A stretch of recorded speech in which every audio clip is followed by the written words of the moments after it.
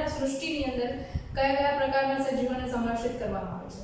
ખાસ કરીને પહેલું ક્લિયરન્સ અહીં આપી દઈએ કે મોનેરા સૃષ્ટિ જે છે એની અંદર બધા જ પ્રકારના બેક્ટેરિયા જે છે એમને આપણે સમાવેશિત કરીએ છીએ.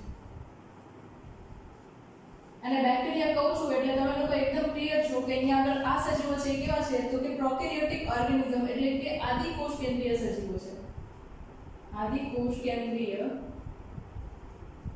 સજીવો છે. બરાબર. હવે આપણે આજે આ આદિકોષ કેન્દ્રીય સજીવો છે એમને કેવી રીતે વર્ગીકૃત કરવામાં આવે છે, એમના અંદર કેવા પ્રકારે ચયાપચયની પ્રક્રિયા થાય છે, કયા કયા સજીવો સાથે એ સંકળાયેલા છે અને આપણા જીવનને કેવી રીતે અસર પહોંચાડે છે ને એના માટે આપણે વાત કરવાની છે. બરાબર. ઓકે. સૌથી પહેલા વાત કરીએ તો આ બેક્ટેરિયા જે છે એ તમને દુનિયામાં અલગ અલગ જગ્યાએ ઘણી બધી જગ્યામાં જોવા મળશે. એટલે કહું ને તો વિશાળ અને વિસ્તૃત એરિયા જે છે એની અંદર એ પથરાયેલા છે. ફોર એક્ઝામ્પલ અહીંયા આગળ વાત કરીએ તો એ તમને સ્નોફોલ થતો હોય બરફનો વિસ્તાર છે ત્યાં આગળ મળશે. ગરમ પાણીના ઝરા છે. બરાબર. ફોર એક્ઝામ્પલ તુલસી શ્યામના ઝરા છે આપણે બરાબર ગુજરાતની અંદર તો ત્યાં આગળ તમને જોવા મળશે. આના ઉપરાંત તમે જુઓ તો થર્મોએસિડોફિલ્સ બેક્ટેરિયા તરીકે ત્યાં આગળ હોય છે. આના ઉપરાંત તમે જુઓ તો બીજા ક્ષારયુક્ત વિસ્તારની અંદર એકદમ માર્શી લાઈન છે એની અંદર પણ બેક્ટેરિયા જોવા મળે છે. એની પાછળ એક કારણ છે કે એમની પાસે એક ચોક્કસ પ્રકારની મજબૂત કોષ દિવાલ આવેલી છે. વિશિષ્ટ પ્રકારની એ કોષ દિવાલ ધરાવે છે. બરાબર. વિશિષ્ટ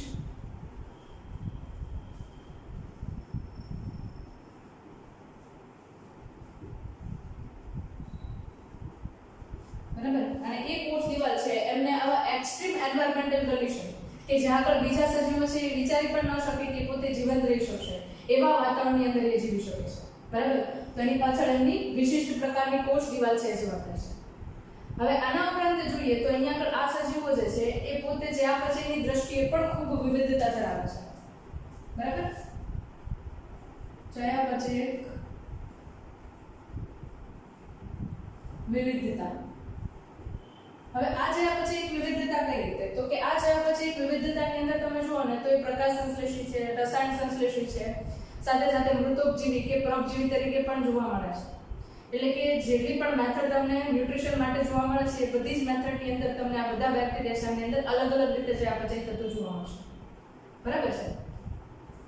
નેક્સ્ટ એના પછી આપણે વાત કરીએ કે આ બેક્ટેરિયા છે મોનેરા સૃષ્ટિના સજીવો છે એ તમને ઘણી બધી અલગ અલગ વેરાયટીની અંદર મળશે. અને એ વેરાયટી જે છે એમના આધારે આપણે જોઈએ તો અહીંયા આગળ બેક્ટેરિયા છે એમના આકારના આધારે આપણે એને વર્ગીકૃત કરીએ છીએ. બરાબર. બેક્ટેરિયાનું આકારના આધારે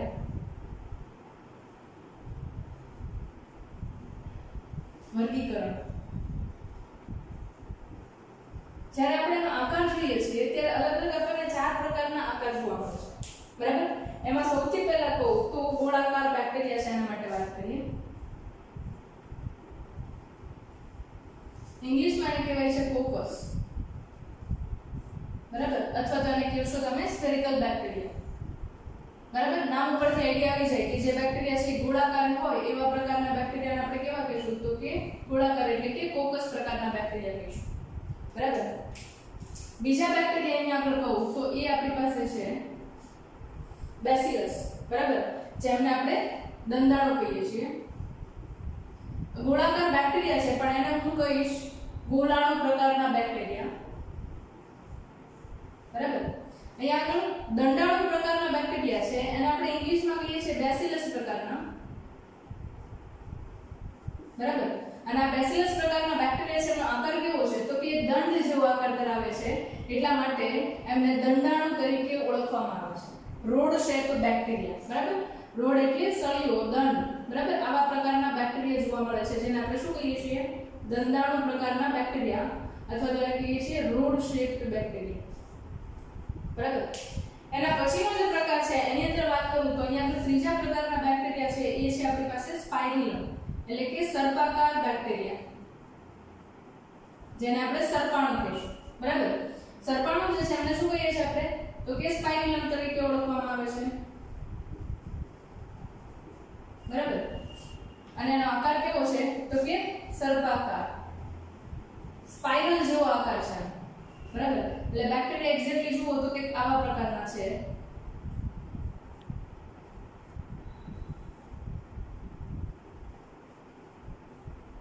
આવા કંઈક બેક્ટેરિયા છે એ તમને જોવા મળે છે, બરાબર.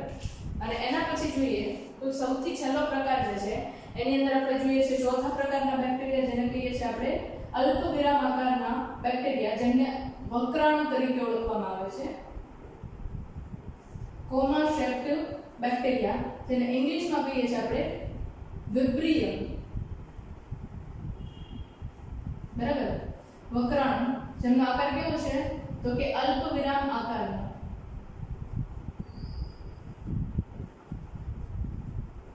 બરાબર. અલ્પવિરામ આકારના બેક્ટેરિયા જોવા મળે છે, બરાબર. એટલે એક્ઝેક્ટલી તમે જુઓ તો એનો શેપ તમને કોમા શેપ જોવા મળશે, જેના કારણે એને આપણે વિબ્રિયો તરીકે ઓળખીએ છીએ, અલ્પાકાર બેક્ટેરિયા તરીકે ઓળખવામાં આવે છે. ઓકે, નામ ઉપરથી અને આકાર ઉપરથી ઈઝીલી 4 પ્રકાર છે બેક્ટેરિયાના આપણને યાદ રહી છે, બરાબર. સૌથી પહેલા કયા તો કે ગોળાકાર, જેનો કોકસ નામ આપીએ છીએ, જેનો શેપ છે કેવો છે ગોળાકાર છે. બીજા છે દંડાણુ, જેનો આકાર દંડ જેવો છે, જેને આપણે કહીએ છીએ બેસિલસ પ્રકારના. સર્પાણુ, સ્પાઇરિલમ, બરાબર, સર્પાકાર એટલે કે સ્પાઇરલ જેવા તમને બેક્ટેરિયા જોવા મળે છે એમ. અને છેલ્લા છે એમને કહીએ છીએ આપણે વક્રાણુ, એટલે કે અલ્પવિરામ આકારના બેક્ટેરિયા છે એ તમને જોવા મળે છે. હવે આ તો સ્પેશિયલી આપણે વાત કરી કોના માટે તો કે આકારને લઈને જે વિવિધતા જોવા મળે છે એના માટે વાત કરી. હવે આગળ આપણે વાત કરવાની છે કે બેક્ટેરિયામાં ચયાપચયની દ્રષ્ટિએ કયા કયા પ્રકારની વિવિધતા જોવા મળે છે એ વસ્તુ જે છે એમને ધ્યાનમાં લઈએ છીએ. હવે ચયાપચયની દ્રષ્ટિએ જ્યારે વાત કરીએ છીએ ત્યારે એ બેક્ટેરિયા જે છે, એટલે અહીંયા આગળ કઈ વાત કરીએ છીએ આપણે તો કે પોષણ પદ્ધતિ છે એમને લઈને વાત કરીએ છીએ. અને એક કોષીય સજીવ છે એમની અંદર જે પ્રક્રિયા થાય છે એની આગળ પાચન તો નહીં કહી શકીએ, કારણ કે પાચન છે એ ક્યાં થાય, પાચનના થાય. અને એ એક કોષીય સજીવ છે તો એની અંદર જે કોઈ પણ પ્રક્રિયા થાય છે કંઈક બનવાની કે તૂટવાની, તો એ ચયાપચય કહેવાશે. પછી ભલે ઉર્જાનું નિર્માણ થાય તો, બરાબર. તો અહીંયા આગળ તમને ચયાપચયની અલગ અલગ પોષણ પદ્ધતિ છે એ જોવા મળે છે. અને એની અંદર તમે જુઓ તો પ્રકાશ સંશ્લેષી બેક્ટેરિયા છે,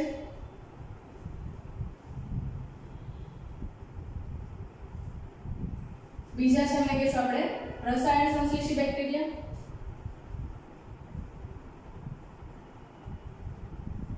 ત્રીજા જે છે એમને આપણે કહીએ છીએ પરોપજીવી બેક્ટેરિયા. આ બંને જે છે એમને આપણે સ્વયંપોષી કહી શકીએ.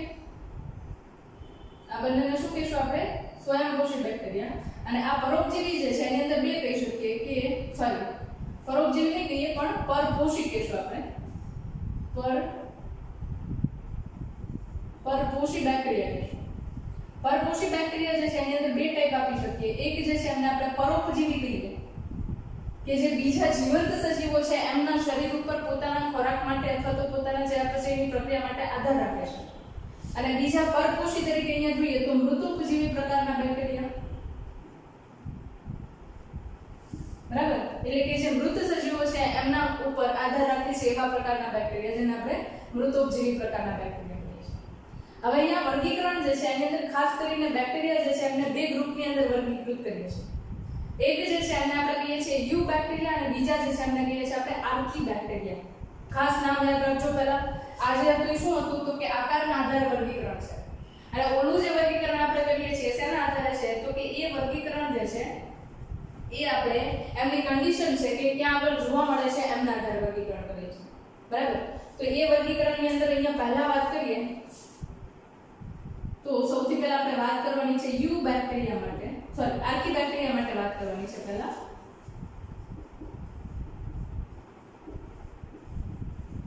એના પછી આપણે યુ બેક્ટેરિયા છે એના માટે વાત કરીશું. હવે આર્કી બેક્ટેરિયા જે છે ને એ એક્સ્ટ્રીમ એન્વાયરમેન્ટલ કન્ડિશન પર, બરાબર. ખાસ યાદ રાખજો કઈ કન્ડિશન, એક્સ્ટ્રીમ એન્વાયરમેન્ટલ કન્ડિશન્સ હોય ત્યાં આગળ એ જોવા મળશે. અને આવા બેક્ટેરિયા તરીકે કયા કયા છે તો કે પહેલું આપણે કહીએ હેલોફાઇલ્સ, બીજું આપણે કહીએ થર્મોએસિડોફાઇલ્સ,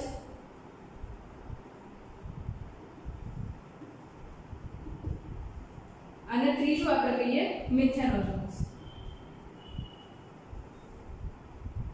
આ ત્રણ મુખ્ય બેક્ટેરિયા છે એને આપણે ધ્યાનમાં લેવાના છે.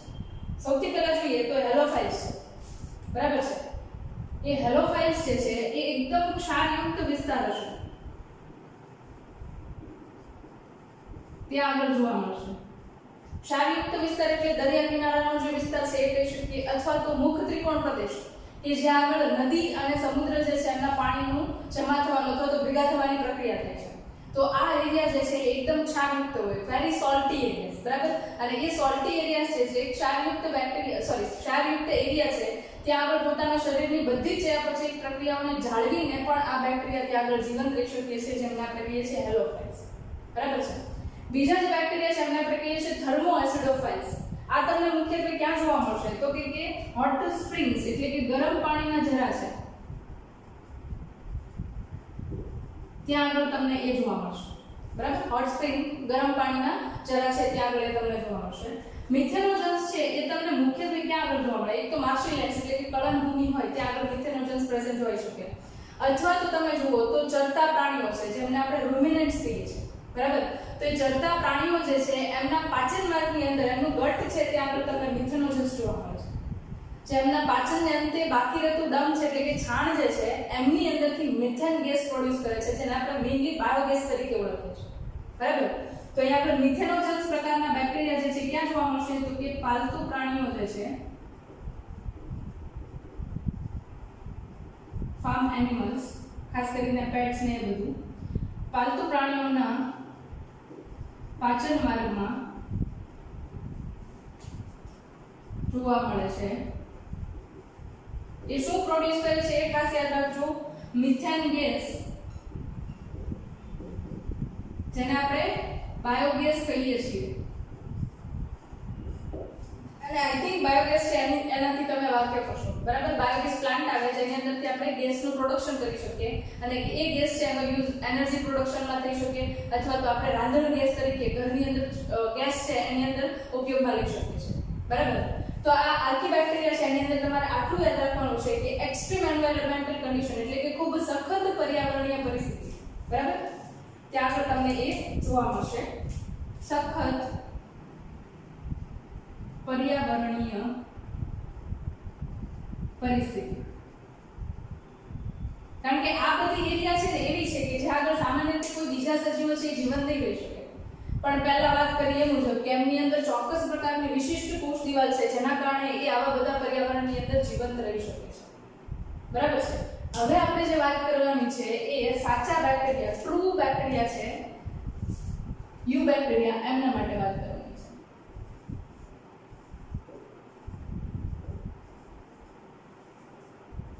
બરાબર. આ યુ બેક્ટેરિયા જે છે એમને આપણે સત્ય બેક્ટેરિયા તરીકે પણ ઓળખીએ છીએ, ટ્રુ બેક્ટેરિયા પણ કહેવાય છે.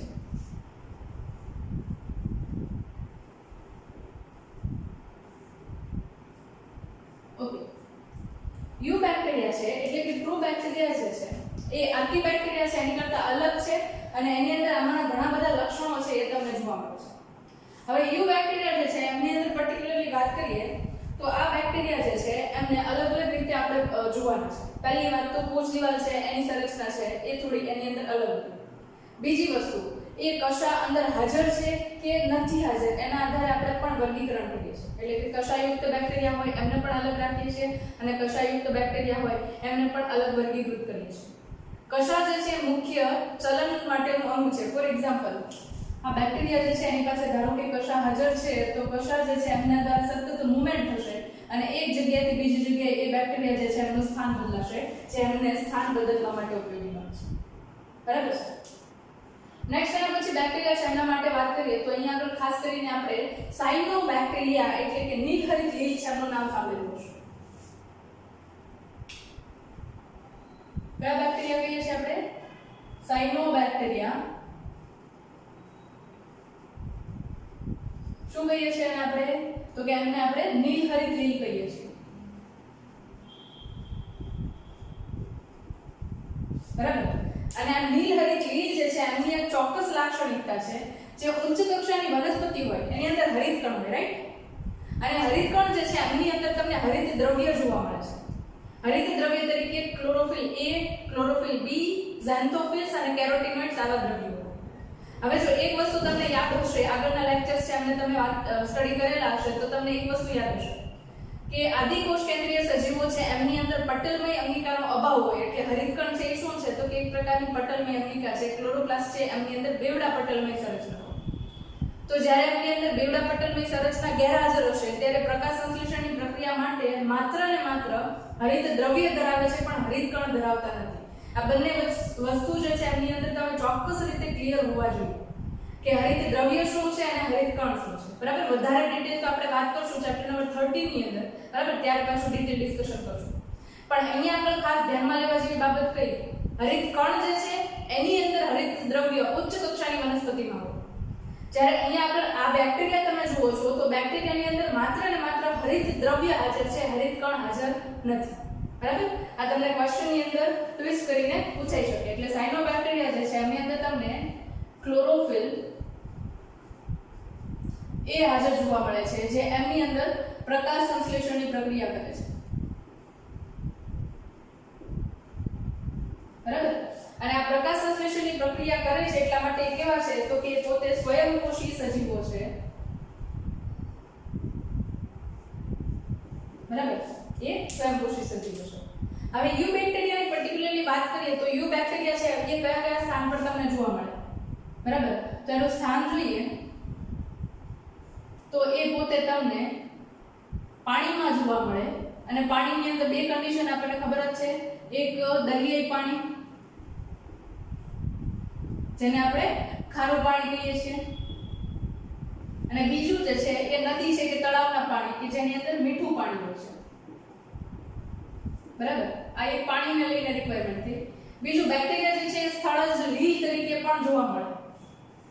સ્થળજ લીલ તરીકે પણ જોવા મળે, કારણ કે લીલ છે આપણે ક્યાં આગળ જોઈએ તો કે સતત જે ભીનો વિસ્તાર હોય ત્યાં આગળ તમને આ લીલ જે છે એ ગોઠવાયેલી જોવા મળે, અથવા તો ત્યાં આગળ એ પોતે વસવાટ ધરાવતી હોય એવા પ્રકારે જોવા મળે. બરાબર, ઓકે. એના પછી વાત કરીએ તો આ બેક્ટેરિયા જે છે એમની અંદર ખાસ કરીને જુઓ તો એ પોતે અલગ અલગ વસાહતની અંદર ગોઠવાયેલા જોવા મળે. હવે અહીંયા આગળ જુઓ તો એક બેક્ટેરિયા જે છે એમના વડે આખી કોલોની વસાહત બનાવવામાં આવે છે. બીજા પ્રકારે તમે બેક્ટેરિયા જુઓ તો એ તંતુમય સ્વરૂપે બેક્ટેરિયા છે એ ગોઠવાયેલા જોવા મળે. અને ત્રીજું તમે જુઓ તો બેક્ટેરિયા છે મુક્ત રીતે એકલા બેક્ટેરિયા જે છે એ ગોઠવાયેલા અથવા તો વસવાટ ધરાવતા જોવા મળે. તો બેક્ટેરિયા જે છે વસાહતના આધારે આપણે અથવા તો એમની પોતાની જીવનશૈલી જે છે એમના આધારે જોઈએ તો ત્રણ ગ્રુપની અંદર વિભાજિત કરી શકીએ. એક કે જે જૂથ એટલે કે કોલોનીમાં જોવા મળે છે, બીજા તંતુમય પ્રકારના, અને ત્રીજા જે છે મુક્ત બેક્ટેરિયા જોવા છે. હવે બેક્ટેરિયા જે છે એમને તમે જુઓ છો ત્યારે ખાસ કરીને તંતુમય સ્વરૂપે બેક્ટેરિયા છે એમની ફરતે જુઓ તમે એક આવરણ જુઓ છો, અને આ આવરણ જે છે એમને આપણે ખાસ કરીને જિલેટિન દ્રવ્યનું આવરણ કહીએ છીએ. સાથે સાથે જુઓ તો આ તંતુમય બેક્ટેરિયા જે છે એમની અંદર ચોક્કસ પ્રકારે કોષો આવેલા હોય કે જે ભેજનું શોષણ કરે છે, અને આ ભેજનું શોષણ કરતા બેક્ટેરિયા જે છે એમને આપણે શું કહીએ છીએ તો કે અભિકોષો પ્રકારના બેક્ટેરિયા ભેજનું શોષણ કરતા કોષો આવેલા છે જેમને આપણે કહીએ છીએ અભિકોષો. બરાબર, જેને ઇંગ્લિશમાં હેટેરોસાઇટ્સ તરીકે પણ ઓળખવામાં આવે છે. બરાબર, ઓકે. એના પછી વાત કરીએ હવે બેક્ટેરિયા જે છે એમના માટે ચોક્કસ રીતે આપણે વાત કરવાની છે એની અલગ અલગ પોષણ પદ્ધતિ છે. હવે અહીંયા આગળ પોષણ પદ્ધતિ જોઈએ તો પહેલા વાત કરી છે એ મુજબ પ્રકાશ સંશ્લેષી બેક્ટેરિયા હોય અને એની અંદર તમને હરિત દ્રવ્ય હાજર જોવા મળે જે ખાસ કરીને ક્લોરોફિલ એ છે. તો એ પોતાનો ખોરાક જાતે બનાવે પ્રકાશ સંશ્લેષણની પ્રક્રિયા વડે, એ આપણને ખબર છે. એના પછી જે છે એમને આપણે કહીએ છીએ રસાયણ સંશ્લેષી બેક્ટેરિયા, અને આ રસાયણ સંશ્લેષી બેક્ટેરિયા જે છે એ અલગ અલગ પ્રકારના અકાર્બનિક સંયોજનો છે એમના અંદર ઓક્સિડેશનની પ્રક્રિયા પ્રેરે છે, અને એ ઓક્સિડેશનની પ્રક્રિયા વડે શું કરશે તો કે એ મુક્ત ઉર્જા મેળવશે, અને એ ઉર્જા જે છે એમની અંદર એટીપી ના સ્વરૂપની અંદર સંગ્રહ પામે છે, અને એટીપી સ્વરૂપે સંગ્રહિત ઉર્જા છે ભવિષ્યમાં પોતાનું કાર્ય કરવા માટે ઉપયોગી બને છે. બરાબર, હવે એટીપી શું છે તો કે હવેથી એ શબ્દને તમારે વાકેફ કરી લેવું જોઈએ. એટીપી એટલે એડેનોસાઇન ટ્રાઇફોસ્ફેટ. બરાબર, એડેનોસાઇન ટ્રાઇફોસ્ફેટ જે છે એમાં એડેનોસાઇન એક પ્રકારનું ન્યુક્લિયોસાઇડ છે. બરાબર, ન્યુક્લિયોસાઇડ શું છે એ પાછું ચેપ્ટર નંબર 9 ની અંદર આપણે જોશું, જેની અંદર નાઇટ્રોજન બેઝ અને પેન્ટોસ શર્કરા છે એકબીજા સાથે જોડાયેલા હોય છે. અને એની અંદર તમે જુઓ તો ફોસ્ફેટ જે છે એના 3 મોલેક્યુલ્સ છે, અણુઓ છે એ ગોઠવાયેલા હોય ફોસ્ફેટમાં. બરાબર, ફોસ્ફેટ 1 2 અને 3, અને એ ત્રણેય વચ્ચે બંધ હોય છે. જ્યારે ફોસ્ફેટ વચ્ચે જે બંધ છે એ તૂટે છે ત્યારે ઉર્જા મુક્ત થાય છે અને એ ઉર્જાનો ઉપયોગ કોઈ પણ સજીવ કાર્ય કરવા માટે કરે છે. ફોર એક્ઝામ્પલ, મારા હાથની મૂવમેન્ટ થાય છે તો એની અંદર એટીપી છે, એના ઘણા બધા મોલેક્યુલ્સ છે, એમાંથી ફોસ્ફેટ વચ્ચેના બંધ તૂટતા હશે, જેના કારણે મારા કાર્યશક્તિની અંદર એ રૂપાંતરિત થઈ છે. બરાબર? એટલે ઇન શોર્ટ એવું કહી શકું કે જેમ કોઈ કન્ટ્રી છે એની અંદર ચલણી નાણું હોય એ રીતે આપણા શરીરની અંદર આપણું ચલણી નાણું એટલે શું? તો કે એટીપી, કે જે ઉર્જા તરીકે કાર્ય આપે છે. બરાબર? હવે એવા અકાર્બનિક સંયોજનો કયા કયા ઉપયોગમાં હોઈ શકે? તો કે નાઇટ્રોજન, ફોસ્ફરસ, સલ્ફર અને આયર્ન જે છે એ આટલા ઘટકો છે એમને મોટા ભાગે બેક્ટેરિયા છે યુઝ કરતા હોય. સિમ્પલ એક એક્ઝામ્પલ આપું, હાઇડ્રોજન સલ્ફાઇડ H2S છે એનો ઉપયોગ કરીને સલ્ફર બેક્ટેરિયા છે એ એટીપી ના પ્રોડક્શન માટે રસાયણ સંશ્લેષી બેક્ટેરિયા તરીકે ઓળખે છે. ઓકે, હવે એના પછી જોઈએ તો અહીંયા આગળ નોસ્ટ્રોક અને એના વિના જેવી નીલહરિત અહીંયા આગળ આ ચોક્કસ પ્રકારની લીલ જોવા મળે છે. એ જે લીલ છે એ પોતે ચોક્કસ રીતે નાઇટ્રોજન સ્થાપનની પ્રક્રિયામાં સંકળાયેલી છે. હવે આપણને એ તો આઈડિયા છે કે નાઇટ્રોજન છે વાતાવરણની અંદર પુષ્કળ પ્રમાણમાં 78% હાજર છે. હવે 78% નાઇટ્રોજન છે પણ એ સીધો જમીન દ્વારા N2 સ્વરૂપમાં છે કે જે ઇનર્ટ ગેસ કહેવાય, એટલે કે પ્રક્રિયા મોટા ભાગે સરળતાથી કોઈની સાથે ન કરે. તો એને જમીનના અંદર સ્થાપિત થવું જોઈએ અને જમીનની અંદર એ સ્થાપિત થયા બાદ વનસ્પતિનું મૂળ તંત્ર જે છે એમને ઉપયોગમાં લઈ શકે. તો વનસ્પતિના મૂળ તંત્ર દ્વારા શોષી શકાય એવા સ્વરૂપની અંદર નાઇટ્રોજન ફેરવાય તો એ નાઇટ્રોજનને નાઇટ્રેટ, એમોનિયમ કે એમોનિયા આ કોઈ પણ સ્વરૂપની અંદર વનસ્પતિ છે ગ્રહણ કરી શકે. બરાબર? એ કોઈ પણ સ્વરૂપની અંદર એ ગ્રહણ કરી શકે. સલ્ફેટ જે છે એ અહીંયા નહીં રાખ્યા. ઓકે, તો એ સ્વરૂપની અંદર એ ગ્રહણ કરે છે અને એ સ્વરૂપની અંદર જે ગ્રહણ કરે છે એને રૂપાંતરિત કોણ કરે છે? તો કે નોસ્ટ્રોક છે એના વિના છે એની જેવા નાઇટ્રોજન ફિક્સેશન બેક્ટેરિયા, એટલે કે જે નાઇટ્રોજનનું જમીનની અંદર સ્થાપન કરે છે એવા પ્રકારના બેક્ટેરિયા એને એવા સ્વરૂપની અંદર રૂપાંતરિત કરે છે. બરાબર? ઓકે, તો આ આપણે વાત કરી ખાસ કરીને પોષણને લઈને. હવે બેક્ટેરિયા જે છે એની અંદર ખાસ એક વસ્તુ જોવાની છે. કઈ? તો કે એમની અંદર તમે જુઓ તો બેક્ટેરિયા છે ઘણા બધા અંશે આપણને ઉપયોગી હોઈ શકે. ફોર એક્ઝામ્પલ, પ્રતિજૈવિક દ્રવ્યના ઉત્પાદનમાં. પ્રતિજૈવિક દ્રવ્ય આમ જોઈએ તો પ્યોર ગુજરાતી લેંગ્વેજ છે પણ એને એન્ટીબાયોટિક્સ, આવું તમે નામ સાંભળ્યું છે. એન્ટીબાયોટિક્સ જે છે મોટા ભાગે આપણે રોગો સામે રક્ષણ મેળવવા માટે લઈએ છીએ, જે ટેબ્લેટના ફોર્મમાં કે સિરમના ફોર્મની અંદર આપણે લેતા હોઈએ છીએ. એનું પ્રોડક્શન ક્યાં થાય છે? તો કે ઇન્ડસ્ટ્રીયલ બેઝ ઉપર મોટી ઇન્ડસ્ટ્રીઝ હોય એની અંદર એમનું ઉત્પાદન થતું હોય છે અને ત્યાં આગળ ઉત્પન્ન કરવાવાળા કોણ હોય? તો કે એ બેક્ટેરિયા હોય છે. ચોક્કસ રીતે બેક્ટેરિયા જે છે એમની અંદર જીનેટિક એન્જિનિયરિંગ થાય છે, બાયોટેકનોલોજીનો એક બ્રાન્ચ છે જેના વડે આપણે આ જૈવિક દ્રવ્યો છે એમને ઉત્પન્ન કરીએ છીએ. બરાબર? અને એના માટેની આખી મેથડ જે છે એ સ્ટાન્ડર્ડ 12 ની અંદર ચેપ્ટર નંબર 11 અને 12 ની અંદર આપણે સ્ટડી કરવાના છે. ઓકે, બીજું છે દૂધમાંથી દહીં બનાવવાની પ્રક્રિયા જે અત્યારે આપણને યુઝફુલ છે. આથવણની પ્રક્રિયા, એના આથવણની પ્રક્રિયા વડે ઇથેનોલનું પ્રોડક્શન કરી શકીએ છીએ, આલ્કોહોલનું પ્રોડક્શન કરી શકીએ છીએ, જે મેજરલી ઘણા બધા ડ્રગ્સ છે, કોસ્મેટિક્સ છે એની અંદર ઉપયોગી બને છે. એના ઉપરાંત જોઈએ મિથેનોજન્સ પ્રકારના બેક્ટેરિયા છે મિથેન ગેસનું પ્રોડક્શન કરે છે. મિથેનોજન્સ છે આપણને ખબર છે મિથેન ગેસનું પ્રોડક્શન કરીને શું કરશે? તો કે આપણા ગેસની રિક્વાયરમેન્ટ છે, એનર્જી રિક્વાયરમેન્ટ છે પૂરી કરે છે. તો આ બધા થયા યુઝફુલ પ્રકારના હોય એવા બેક્ટેરિયા, ઉપયોગી બેક્ટેરિયા માટે વાત. હવે આ ઉપયોગી બેક્ટેરિયા છે તો એની સામે ઘણા બધા નુકસાનકારક હોય એવા પણ બેક્ટેરિયા છે અને એ બેક્ટેરિયા તરીકે તમે જુઓ તો અહીંયા આગળ કોણ છે? તો કે મનુષ્યને અસર કરતા હોય એવા પ્રકારના બેક્ટેરિયા પણ છે. અહીંયા મનુષ્યને ઉપયોગી હોય એવા પ્રાણીઓ છે એમને અસર કરતા હોય એવા પણ બેક્ટેરિયા છે અને મનુષ્યને ઉપયોગી હોય એવા પ્રકારે જે વનસ્પતિઓ છે એમના ઉપર પણ અસર કરતા હોય એવા બેક્ટેરિયા છે. બરાબર? તો અહીંયા આગળ તમે ઘણા બધા બેક્ટેરિયા છે એમનું નામ સાંભળેલું છે. ફોર એક્ઝામ્પલ, કોલેરા કરવા માટે વિબ્રિયો કોલેરી બેક્ટેરિયા, ધનુર માટે ટીટેનસ ટીટેની, બરાબર? ટાઇફોઇડ માટે સાલ્મોનેલા ટાઇફી બેક્ટેરિયા અને લીંબુ ઉપર સાઇટ્રસ કેન્કર, એટલે કે લીંબુ ઉપર છે ને એકદમ ચાખા બની જાય. બરાબર? તો એ ચાખા બનાવવા માટે રિસ્પોન્સિબલ છે બધા બેક્ટેરિયા છે. તો આ ચોક્કસ રીતે આપણે બેક્ટેરિયા જોયા જેમને કારણે આપણને ઉપયોગી પણ બને છે ને બિન ઉપયોગી પણ બને છે, ઘણીવાર નુકસાનકારક પણ બને છે. હવે જોવાનું છે આપણે પ્રજનન પદ્ધતિ. પ્રજનન પદ્ધતિની અંદર જોઈએ તો એ મુખ્યત્વે લિંગી પ્રજનન અને અલિંગી પ્રજનન બે પદ્ધતિ ધરાવે છે. એમાં પહેલા વાત કરીએ અલિંગી પ્રજનન.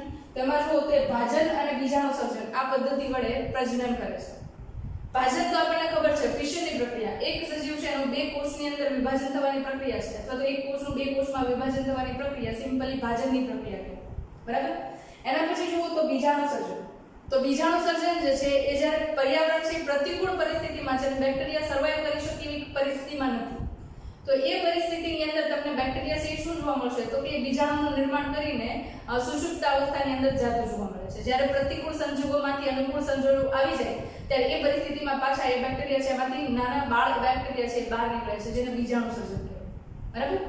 અને નેક્સ્ટ છેલ્લે જોઈએ લિંગી પ્રજનન. તો એ સંયુગ્મન પ્રકારે લિંગી પ્રજનનનો એક પ્રકાર છે. બરાબર. જેની અંદર શું થાય તો કે બે બેક્ટેરિયા જે છે પોતાના જનનિક દ્રવ્યની આપ-લે કરે. આ બેક્ટેરિયા છે પોતાનું જનનિક દ્રવ્ય આની સાથે ચેન્જ કરે, આ બેક્ટેરિયા છે પોતે આની સાથે ચેન્જ કરે, ડીએનએ ની આપ-લે કરે. તો એ જે છે એક પ્રકારે લિંગી પ્રજનન કહી શકીએ. બરાબર. હવે થર્ડ છે અને સૌથી લાસ્ટ ઇમ્પોર્ટન્ટ ટોપિક જે છે માઇકોપ્લાઝમા તરીકે ઓળખાતા હોય એવા પ્રકારના સૂક્ષ્મજીવો.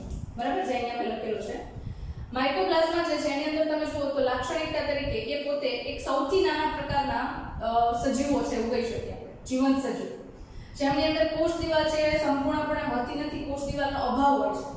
બરાબર. આના ઉપરાંત તે ઓક્સિજન વિહીન વાતાવરણ છે એની અંદર એ જીવંત રહી શકે છે, એટલે અજારક શ્વસન વડે એ ઉર્જાનું ઉત્પાદન કરે છે. અને સૌથી અગત્યની વસ્તુ કે મોટાભાગે એ વનસ્પતિ જે છે એમની અંદર રોગો ઉત્પન્ન કરવા માટે જવાબદાર છે. બરાબર. આટલી વસ્તુ જે છે એ આપણે અહીંયા જોવાની હતી. હવે ઘણીવાર તમે જુઓ ને તો પ્રદૂષિત તળાવ હોય, બરાબર, કે જ્યાં આગળ પાણીની અંદર પુષ્કળ પ્રમાણમાં પ્રદૂષણ છે, તો એની અંદર તમે જોયું હશે કે લીલું આવરણ ઉપરની તરફ છવાઈ ગયું. એ શું હોય તો કે મોટાભાગે લીલ હોય. બરાબર. અને એ લીલ જે છે એમને આલ્ગલ બ્લૂમ તરીકે ઓળખવામાં આવે, જે આગળ આપણે સ્ટડી કરવાના છે. ઘણી વખત આ બ્લૂમ્સ જે છે, બરાબર, બેક્ટેરિયાનો જથ્થો જે છે એમના કારણે પણ આવું થતું હોય છે, અને પ્રદૂષિત પર્યાવરણના જે પાણી છે એની અંદર પણ આ બેક્ટેરિયા છે એ તમને જોવા મળતા હોય છે. બરાબર. તો આ બેક્ટેરિયાને લઈને સંપૂર્ણ રીતે મોનેર સૃષ્ટિ એટલે કે આદિકોષ કેન્દ્રીય સજીવો છે એમને લઈને આપણે સંપૂર્ણ ઇન્ફોર્મેશન લીધી છે. છતાં પણ આ ટોપિકમાં તમને કંઈ ડાઉટ હોય તો કમેન્ટ્સ બોક્સમાં કમેન્ટ કરી શકો છો. હું ટ્રાય કરીશ.